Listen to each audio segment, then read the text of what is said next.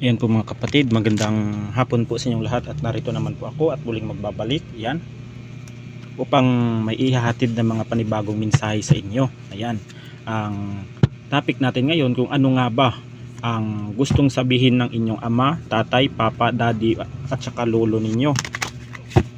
Yan, titignan natin dito sa ibababa ng baraha. Titignan natin kung ano yung mga mensahe.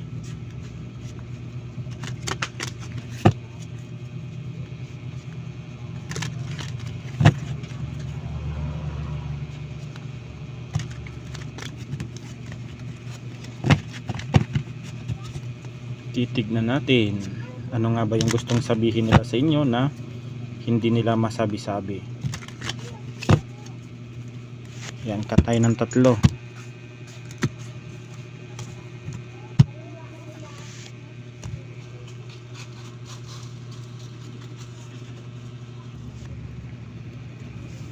Yan, tayo pipili tayo ng 13 baraha. Yan, kung ano nga ba yung mensahe. 1, 2, 3, 4, 5,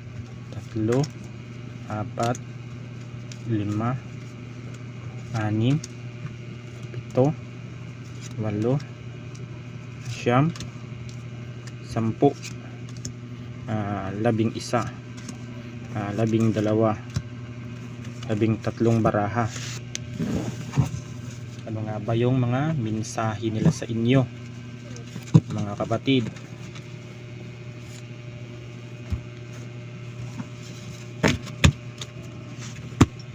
Yan, ito na.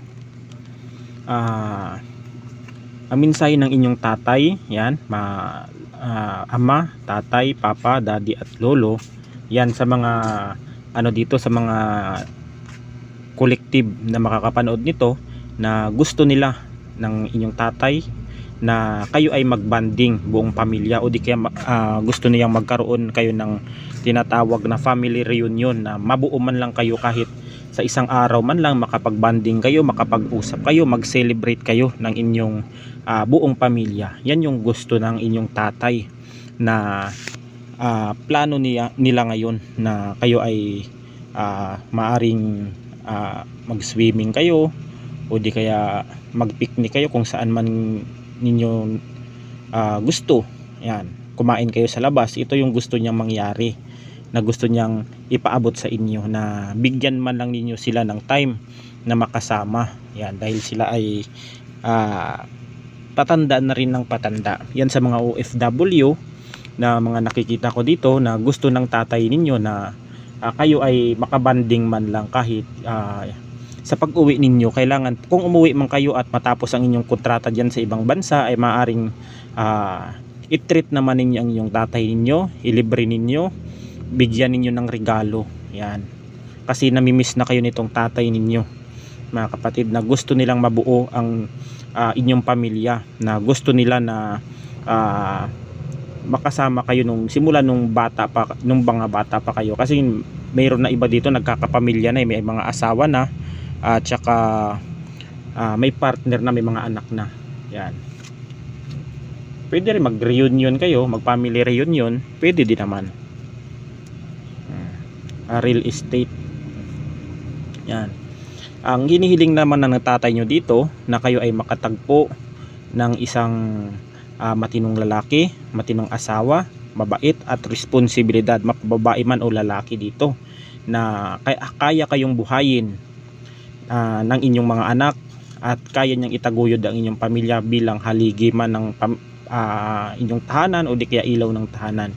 Ito lang yung hinihiling ng inyong tatay, papa, daddy o kaya lolo ninyo, na kayo ay magkaroon ng masaya at magandang pamilya.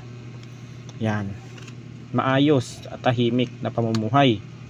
Yan yung gusto nilang mangyari sa inyo, yung mga gusto nilang sabihin, na kayo ay pag nakahanap kayo ng taong makikilala ninyo, ay magkakaroon kayo ng maayos at magandang buhay. Yan, yun yung gusto nila ng tatay ninyo at papa. Itong marionette. Yan, ang gusto ng tatay nyo dito, yung gusto niyang sabihin, yan, kung ano man yung mga ano ng tao na ginagawa sa inyo, o di kaya parang ginagawa kayong, parang kinokontrol kayo ng tao, ng inyong mga partner, o di kaya ng mga tao sa inyong paligid, ay ano po, wag po kayong magpapakontrol dyan. Yan ang sabi ng inyong tatay. Yan, wag po kayong magpapakontrol, o di kaya maging sunod-sunuran sa mga ganyan. Ito yung gusto nilang sabihin, dahil may sarili kayong desisyon. Yan, wag kayong makinig sa desisyon ng mga taong ito na wala din namang napatunayan sa sarili nila. Yan, debt. Yan, may mga ano na dito na may mga tatay, papa, daddy o lolo na mayapa dito sa mga makakaresonate, mga kapatid. Yan, mga kapatid, itong the debt. Ang the debt na ito, mga kapatid, ang iyong may mga namayapa na dito, mga tatay nila, papa, daddy o lolo, na masaya naman sila sa kanilang paglisan dito sa ating mundo. Yan, yung mga namaalam na, yung mga may mga tatay dito na nagkasakit sa kanilang karamdaman, na namatay sila. Yan, ito yung mga mensahe nila sa inyo, na wag ninyong pababayaan ang inyong mga sarili. Inyong mga sarili, alagaan ninyo at mahalin niyo ang inyong pamilya, at ang mga kapatid, mahalin niyo ang inyong pamilya at saka yung mga anak ninyo. Yan yung mga mensahe niya, na huwag pababayaan yung mga mensahe ng mga namayapa ninyong tatay. Yan, mga lolo ninyo, yung dadit. Ang kanilang pagkamatay naman ay masaya din naman ang kanilang okay naman ang kanilang pagkamatay, at may katarungan naman.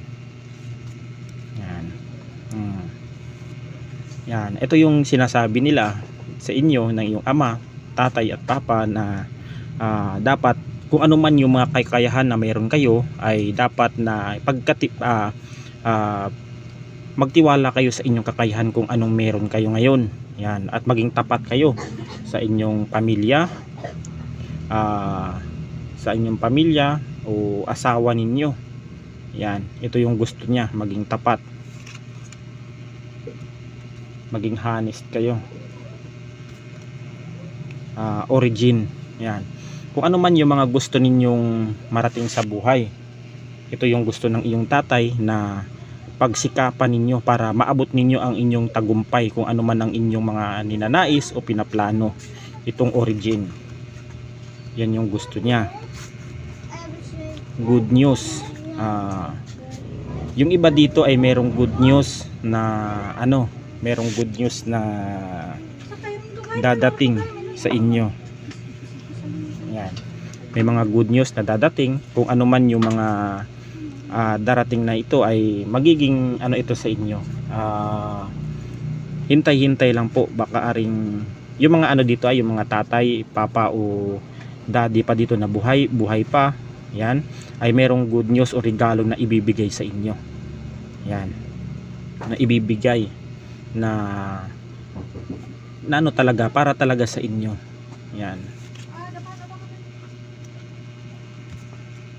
itong stubbornness. Yan, ayaw ng tatay mo na kayo ay hinuhusgahan, minamaliit, inaaway, sinasaktan o inaalipustan ng mga taong hindi nyo naman kaano-ano. Hindi siya natutuwa tuwing kung ano yung naririnig niya sa mga tao, nasasaktan siya sa mga ginagawa ng ibang tao sa inyo. Ayaw niya nito, na kayo ay minamaliit. Yan, robbery. Yan, ang mga mensahe ng inyong tatay, ama, papa o di kaya lolo o daddy, na kung kayo man ay pumunta, kung saan man inyong kayo pumunta naroroon, ay dapat po ay iwasan po ninyo na kayo po ay manakawan. I-safety po ninyo ang inyong mga mahalagang gamit, dokumento o anumang bagay na importante sa inyong buhay, mga kapatid. Dahil dahil baka kayo ay manakawan, ma-scam kayo. May mga iba dito nakikita kong na-scam ng malaking pera. May mga na-scam. Yan, malaking pera ito na naloko. Yan, iwas din tayo sa mga scammer na yan. na pag nagkaroon kayo ng transaksyon sa isang tao, ay pag tinawagan ninyo yan at hindi humarap yan sa camera, ay scammer yan. Wag po kayong basta-basta magpalinlang sa mga gandang usapan o mga pananakot ng mga taong iyan, dahil yan po ay scammer. Dahil kung totoong kung hindi scammer yan, kung totoong hindi scammer yung isang tao, ay magpapakita ng mukha yan, haharap yan sa camera o makikipag video call kung makikipag transaksyon ka sa kanya. Yan po ay scammer. Kaya wag po tayo sa mga ganyang tao.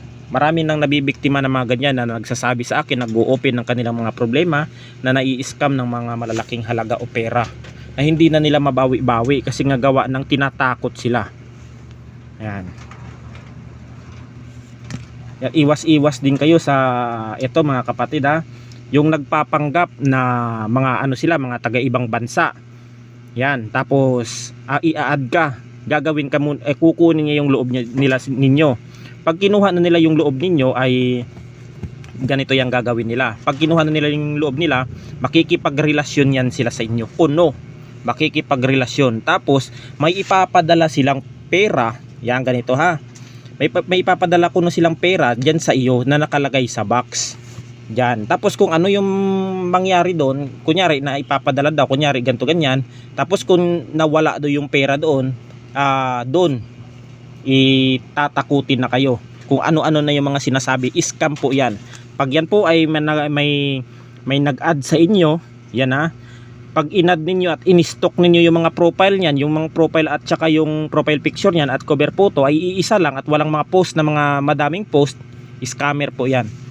I-remove po ninyo para hindi po sumakit ang ulo ninyo sa mga ganyan. Maraming nabibiktima ng ganyan na kunyari makikipagrelasyon ko tapos kukunin yung loob ng tao, tapos kumakuha na nila yung loob nila, yun, doon na sila tatakutin na nila ganto ganyan. Yun yung mga pamamaraan ng mga scammer ngayon. Tapos kung magpapadala ay mga matatalino yung mga scammer ngayon, yung mga manluloko.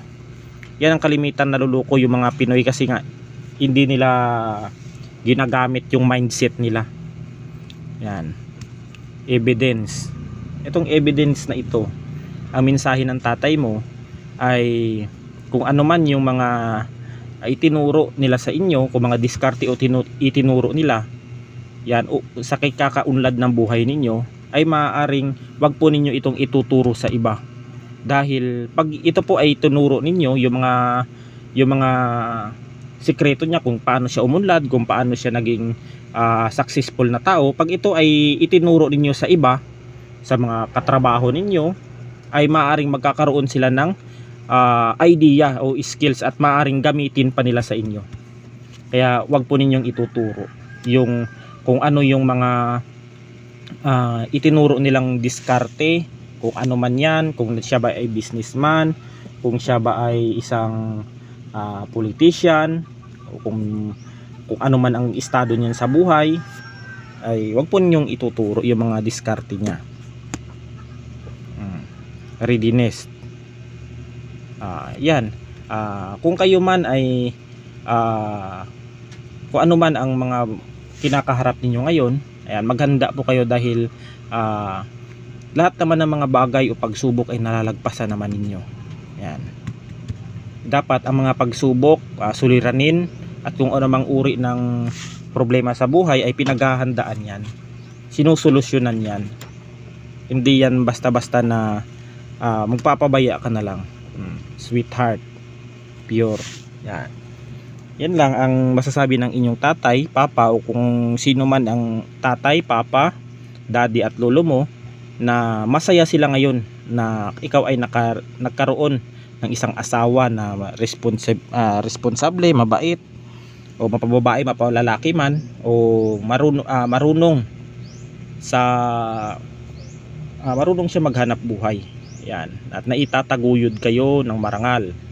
Masaya ng inyong tatay. Withdrawal. Ayan. Itong withdrawal na ito, may mga tao din na sinisiraan ka, pinag-aaway kayo ng inyong tatay o kung ano man, parang sinisiraan o binibrainwash o sinusulsulan ka, ang inyong tatay dito ay hindi po basta-basta naniniwala, dahil umpisa po nung una, bata pa, maliit ka pa lang, wala ka pang saplot, ay kilalang kilala na ng tatay mo kung ano talaga yung ugali mo dito. Kaya kung ano yung mga paninira ng tatay mo kung ano yung paninira nila sa tatay mo about sa iyo, ay hindi ito basta-basta nakikinig. Yan. Hindi ito gusto, mga kapatid, na kayo ay sinisiraan o binabaliwala. Nagagalit ito. Yan. Kung ano man ang good news na ito, maaaring may iririgalo sa inyong tatay, o di kaya kung may good news na nakaangat-angat kayo o meron kayong naipon, ay kayo din magregalo din kayo sa tatay ninyo. Yan. Hindi yan bilang ganti, mga kapatid, kundi pagmamahal. Yan dapat. Habang buhay po ang ating mga pamilya o tatay natin o nanay, usuklian po natin ang pagmamahal. Dahil kundi dahil sa kanila, hindi natin nakamtan ang napakagandang mundo natin dito. Yan. Yan po ang mga mensahe ng barahang ito, na ano nga ba ang gustong sabihin ng inyong ama, tatay, papa, daddy at lolo. Ito yung mga mensaheng ito. Naway magustuhan ninyo, at paki-like, share at subscribe na rin ang aking YouTube channel na Maestro Apo at Maestro Apo Vlogs and Reels. Ayan po. At hanggang dito na lang. Bye bye.